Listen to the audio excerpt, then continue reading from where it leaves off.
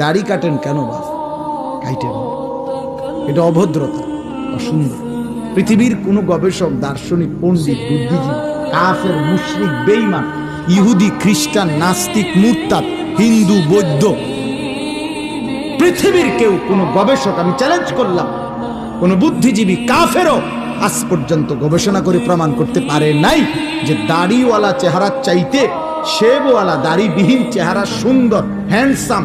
এটা কি যুক্তিতে, কি গবেষণাতে, কোন মেশিনে ধরা খাইতে যা?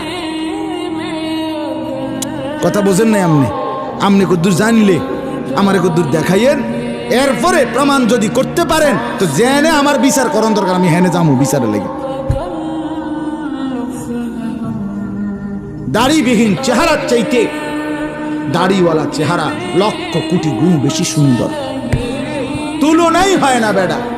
এ তো কাপুরুষের চেহারা বেটা, যে নিজের দেহকে বিকৃত করে, নিজের শরীর চেহারাকে যে বিকৃত করে দেয়, তার হিম্মত কোথায়, সাহস কোথায়, তার পৌরুষ কোথায়, বীরত্ব কোথায়? নিজের চেহারাকে যে বিকৃত করে, নিজের চেহারা নিয়ে যে নিজে লজ্জিত, তো তার ইজ্জত দিব কে?